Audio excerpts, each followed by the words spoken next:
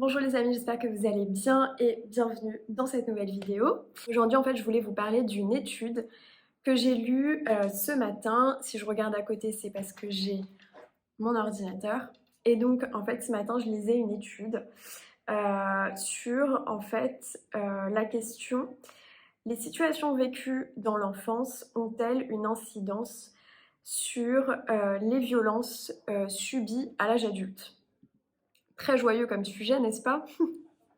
Bref, en fait, je faisais un petit peu des recherches sur le sujet suite à la vidéo précédente en fait que je vous avais postée, où à un moment donné je parlais du coup de l'exemple en fait des personnes qui ont subi des violences dans leur enfance, qui ont en fait plus du coup de propension à devenir des adultes violents.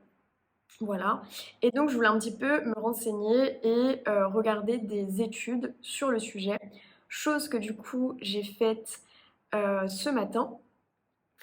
Et donc par rapport à ça, en fait ce qui ressort en gros en conclusion de l'étude, en gros sur 100% des personnes qui ont vécu de la violence étant enfant, environ 28% vont revivre de la violence en étant adultes. C'est ça en fait un petit peu une des conclusions de cette étude.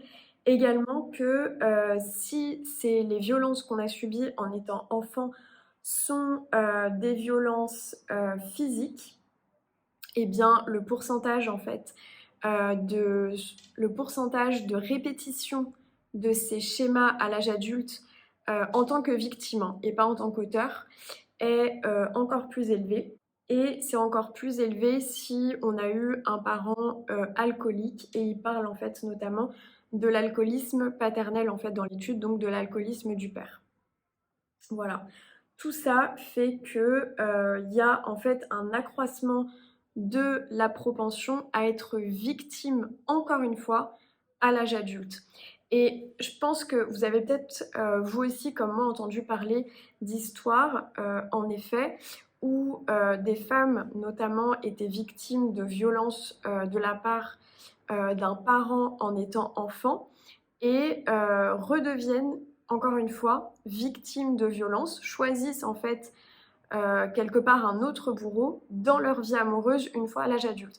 Moi, les histoires que j'ai beaucoup entendues, lues, écoutées, ce sont des femmes qui étaient victimes de violences au sein de la famille par leur père, qui ont vu leur mère être victime de violences aussi par leur père, et qui après ont été en tout cas en couple avec un compagnon qui était violent. Et ça, c'est très régulièrement du coup les histoires que j'ai beaucoup, encore une fois, lues, entendues, écoutées, etc., etc.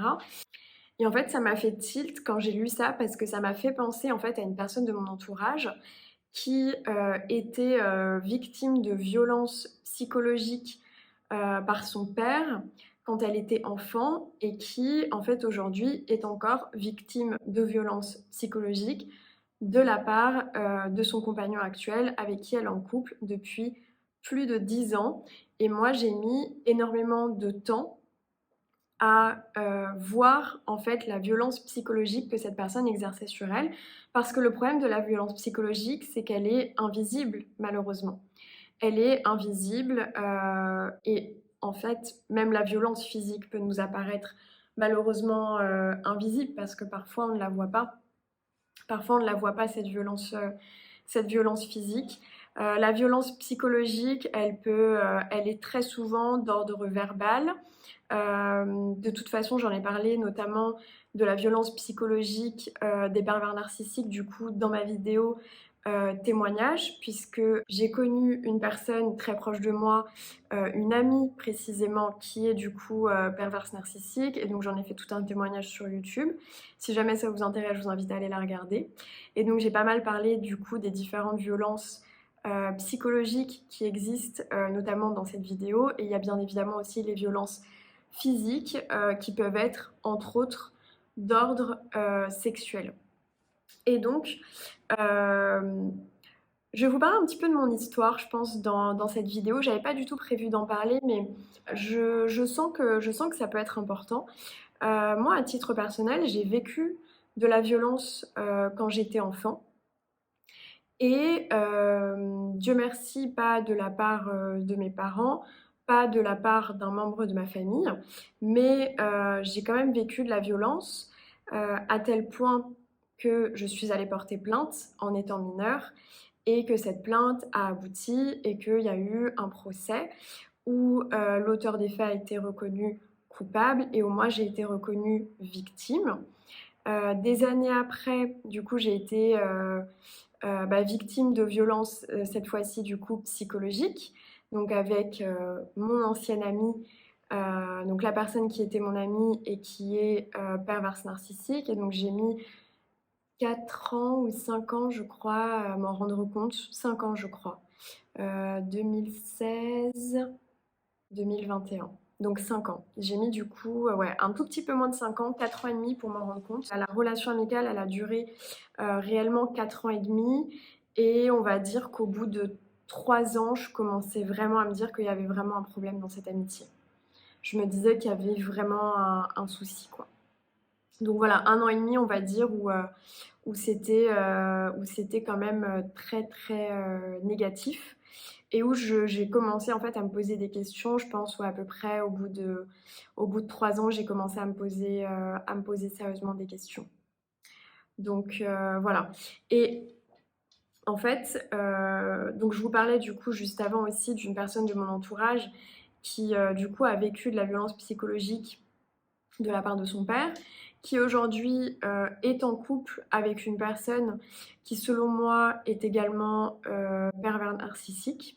Et la personne en fait en question est aujourd'hui totalement consciente que la personne avec qui elle est en couple est une personne qui psychologiquement la manipule, qui a essayé de la séparer de son entourage, etc.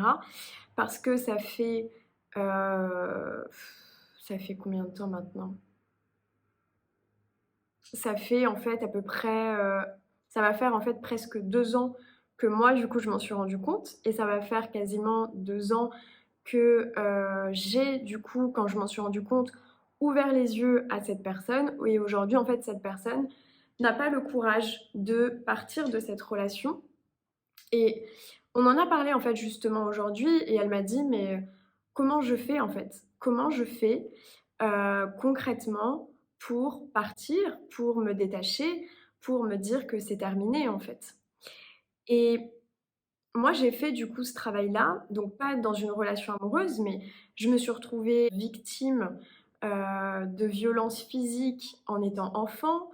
J'ai porté plainte, ça a abouti, il y a eu un procès, la personne a été reconnue coupable et donc je suis sortie du coup de cet état, on va dire, personnel en fait de victime de violences physiques et après donc du coup comme je disais, j'ai été victime de violences psychologiques et en fait aujourd'hui, qu'est-ce qui a fait que j'ai réussi à me sortir de tout ça et comment en fait on peut réussir à se sortir de ce statut de victime parce que en général, quand on est victime, et là je vous parle en fait vraiment, c'est des conclusions que j'ai tirées de moi, de ma propre expérience, de ma propre vie, et aussi de personnes proches qui m'entourent en fait.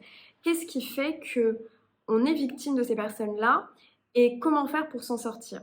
Souvent, ces personnes, elles vont choisir comme victimes des personnes qui sont très empathiques, des personnes qui sont très gentilles, des personnes qui vont toujours faire passer les autres avant eux-mêmes, des personnes qui vont avoir toujours tendance à vouloir faire plaisir aux autres, qui adorent rendre des services. Souvent, un des langages de l'amour de ces personnes-là, je vous ferai peut-être une vidéo sur les langages de l'amour, un des langages de l'amour de ces personnes-là, c'est les services rendus, le fait de rendre des services. Ce sont des gens qui adorent rendre service. Ce sont des personnes qui sont pas forcément très entourées, qui ont, on va dire, un entourage assez limité, qui ont peu de monde autour d'elles, qui ont parfois été fragilisées par la perte de personnes, en fait, en ayant vécu des deuils. Moi, j'ai remarqué, mais sincèrement, j'ai remarqué que beaucoup de personnes qui sont victimes de pervers et perverses narcissiques sont des personnes qui ont vécu des deuils. Qui ont vécu des deuils de personnes très proches, qui ont vécu des deuils de parents, qui ont vécu des deuils de frères et sœurs, qui ont vécu des deuils de cousins, qui ont vécu des deuils d'oncles et tantes, qui en fait généralement au niveau familial sont relativement isolées ou n'ont pas beaucoup de personnes autour d'elles. Et en fait, tout ça est un terreau en fait fertile pour ces personnes-là parce que ce sont des événements qui, en tant qu'être humain, nous fragilisent. La perte d'être cher, en fait, finalement. Et quand je vous dis ça, je dis pas du tout ça pour me plaindre, hein. C'est juste, en fait, je préfère utiliser déjà, moi, ma propre histoire parce que, bien évidemment, c'est celle que je connais le mieux, c'est celle que je vis. Et je dis absolument pas ça pour me plaindre. Pas du tout. De toute façon, vous l'aurez compris, tout ce que je fais, en fait, dans ces vidéos est fait pour être en fait à votre service. Tout ce que je vous dis, tout ce que je vous transmets, je le fais en fait dans un but de vous aider en fait vous dans votre propre vie à avancer. Et donc cette vidéo, elle est surtout pour les personnes qui sont victimes de ce genre de choses et qui se retrouvent un petit peu constamment victimes dans leur vie. C'est-à-dire, ah bah quand j'étais enfant, j'étais victime de mon frère ou de ma sœur qui me brutalisait. Et puis ensuite, j'ai été victime à l'école de personnes qui me harcelaient. Et puis ensuite, j'étais victime peut-être de parents qui se comportaient pas bien avec moi. J'ai été victime dans ma vie de violences sexuelles. J'ai été victime de personnes qui un jour m'ont frappé dans la rue, enfin bref, qui m'ont agressé dans la rue, qui m'ont agressé dans les transports en commun, de la part d'inconnus, de la part de personnes que je connaissais, etc., etc. Et où en fait finalement cette violence se répète. Il y a aussi des personnes qui sont harcelées au travail, par des collègues, par des supérieurs hiérarchiques, etc., etc. Et en fait c'est cette question de me dire, mais pourquoi en fait est-ce que ça m'arrive constamment? Et comment en fait un jour je vais pouvoir arrêter ça? Comment un jour je vais arrêter d'être victime au bureau, victime d'amis qui me marchent dessus, victime de personnes de ma famille qui me rabaissent constamment, etc., etc. En fait, comment arrêter finalement d'être constamment cette personne victime et qu'en fait le schéma de victimation, pas de victimisation, de victimation se répète en fait constamment, constamment, constamment. Comment faire pour arrêter en fait définitivement d'être constamment cette victime en fait? Et cette personne proche du coup me demandait aujourd'hui, me disait mais comment je fais en fait Mariva de manière concrète pour arrêter d'être cette victime?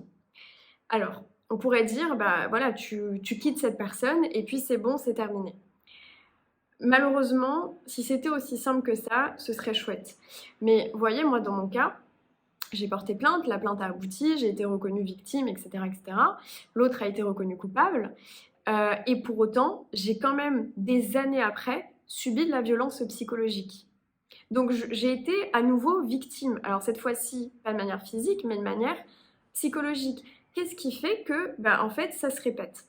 Ce qui fait qu'en fait, ça se répète et comment faire pour que ça ne se répète plus, en fait, à l'avenir? Et ça va peut-être paraître simple ce que je vais dire, mais en fait, il faut décider à un moment donné d'arrêter d'être une victime. Il faut décider en fait à un moment donné de se dire j'ai été victime de personnes qui m'ont fait du mal et en fait aujourd'hui c'est terminé. Et je ne me considère plus, je ne me qualifie plus comme victime. Aux yeux de la justice, dans cette affaire-là, oui, je serai toujours une victime, mais moi, à mes yeux, dans ma conception de qui je ne suis plus une victime. Je ne suis pas une victime, en fait. Ce statut, en fait, de victime, il est terminé, il est derrière moi, il a été présent dans une situation, mais il ne me définit pas en tant que personne. Vous voyez, en fait, la nuance finalement entre les deux, c'est à un moment donné de ma vie, j'ai été victime de ceci, de cela, peut-être de cette personne, mais aujourd'hui, ce n'est plus le cas, en fait. Je ne me définis pas, moi, comme étant une victime. Et ça, déjà, c'est une énorme nuance. Qu'est-ce qui fait maintenant qu'on a, à un moment donné, la force et le courage de partir? Qu'est-ce qui fait qu'à un moment donné, on se dit stop, en fait? Et qu'on se dit, là, c'est bon, c'est fini, c'est terminé, c'est bonsoir, c'est ciao, c'est adieu, ça fait partie de mon passé, ce ne sera plus jamais mon présent ni mon futur. Qu'est-ce qui fait qu'en fait, à un moment donné, il y a ce switch en fait entre les deux? Ce switch entre les deux, il vient d'une seule chose, d'une seule et unique chose, qui s'appelle l'amour de soi, qui fait qu'en fait, à un moment donné, on augmente en fait l'amour qu'on a pour nous. Avant ça, il y a quand même autre chose, quand même si qu'il faut que je dise, c'est déjà la prise de conscience. C'est déjà la prise de conscience que ce que fait cette personne n'est pas normal et que je suis victime actuellement de cette personne. Et étant victime actuellement de cette personne, il faut que je parte. Parce que s'il n'y a pas la prise de conscience que je subis de la violence, qu'elle soit physique ou psychologique, du coup, je n'ai pas la conscience qu'il faut partir. Donc déjà, il y a ça. La violence physique, c'est très facile. On le voit, on le sait, hein, quand on se prend un coup, quand on subit des violences sexuelles, on s'en rend compte. La violence psychologique, c'est plus insidieux. La violence psychologique, c'est plus insidieux. Qu'est-ce qui fait qu'on s'en rend compte ? Moi, dans mon cas, ça a été une vidéo YouTube qui a été en fait le déclencheur pour comprendre ce que c'était que la perversion narcissique et du coup m'en rendre compte et après lire des livres sur le sujet, lire des articles, regarder des vidéos, etc. etc. Dans le cas de la personne proche dont je vous parlais, c'est moi qui ai tiré la sonnette d'alarme. Mais déjà, il y a d'abord en fait cette prise de conscience que les agissements de cette personne ne sont pas normaux vis-à-vis de moi. Et donc, il faut que ça cesse. Ensuite, une fois qu'on le sait, qu'est-ce qui fait qu'on va partir ? C'est ce que je disais en fait précédemment, c'est l'amour de soi. C'est en fait avoir tellement d'amour pour soi-même qu'on se dit, moi dans ma vie, en fait, je mérite mieux. Je mérite mieux que ce collègue qui me traite comme de la merde. Je mérite mieux que cet homme qui fait tout pour m'éloigner de mes proches. Je mérite mieux que cette soi-disant amie qui en fait passe son temps à me descendre et à me manipuler, etc., etc.